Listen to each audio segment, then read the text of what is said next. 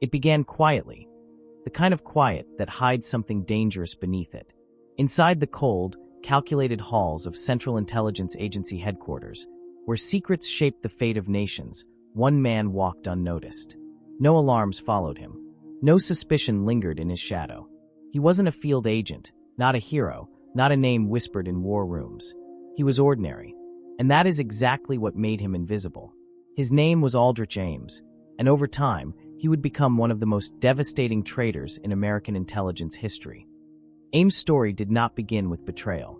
It began with familiarity. His father had worked in intelligence, and growing up, Ames was surrounded by a quiet culture of secrecy and duty. Conversations were measured. Details were limited. Loyalty was assumed. From an early age, he understood that some truths were never meant to be spoken out loud. When he eventually followed a similar path into intelligence work, it felt less like a choice and more like a continuation of something already set in motion.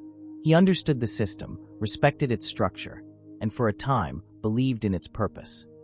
By the early 1980s, Ames had secured a position in counterintelligence, one of the most sensitive areas within the agency. His role involved analyzing threats, identifying foreign operatives, and protecting assets operating in hostile environments.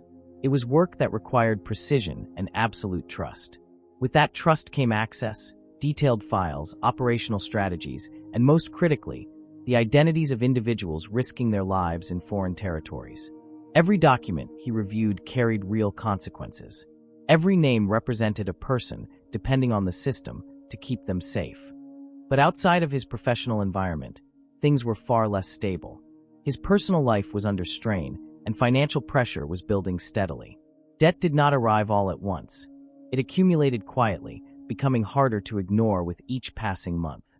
Stress followed him into every part of his life, lingering even in moments that should have been calm. It was not a dramatic collapse, but a gradual tightening of circumstances. And in that quiet pressure, a shift began, not outwardly visible, but deeply internal. In 1985, that internal shift turned into action. Ames made his way to a diplomatic building in Washington, D.C., and initiated contact with representatives of the KGB. There was no elaborate disguise or complex plan. Instead, it was a direct and deliberate decision. He offered information in exchange for financial compensation. In that moment, the line between loyalty and betrayal was crossed, not with drama, but with quiet certainty. What made Ames valuable was not just his position, but the depth of what he knew. He began providing highly sensitive information, including the identities of individuals working covertly in foreign territories. These were not abstract details, they were real people operating under extreme risk. By sharing this information, Ames was not just leaking data. He was exposing lives. Over time, the consequences became visible. Communication lines began to fail. Operations became compromised. Individuals associated with sensitive work were no longer reachable.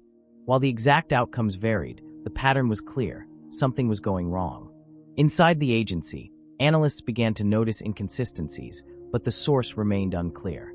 The possibility of an internal breach was difficult to accept, yet increasingly impossible to ignore. Despite this growing uncertainty, Ames continued his activities. Financial compensation increased, and with it, changes in his lifestyle became noticeable. Purchases, property, and spending patterns began to reflect a level of income that did not align with his official salary. While not immediately questioned, these changes would eventually become significant. The investigation that followed did not begin with a dramatic discovery. Instead, it started with small observations. Financial records, spending habits, patterns that did not align. Analysts began to look closer, connecting details that had previously gone unnoticed. It was a slow process, built on patience rather than sudden breakthroughs. As surveillance increased, Ames' movements were monitored more closely. His routines, interactions, and behavior were analyzed in detail. The man who had spent years working within systems designed to observe others was now under observation himself. The shift was subtle but significant. In 1994, the investigation reached its conclusion. Ames was arrested by the FBI, ending years of deception. The man who had exposed countless secrets was now exposed himself. There were no dramatic escapes, no final tricks, just the end of a long, quiet betrayal. In 1994, the investigation reached its conclusion. Ames was arrested by the FBI, ending years of deception. The man who had exposed countless secrets was now exposed himself. There were no dramatic escapes, no final tricks, just the end of a long, quiet betrayal.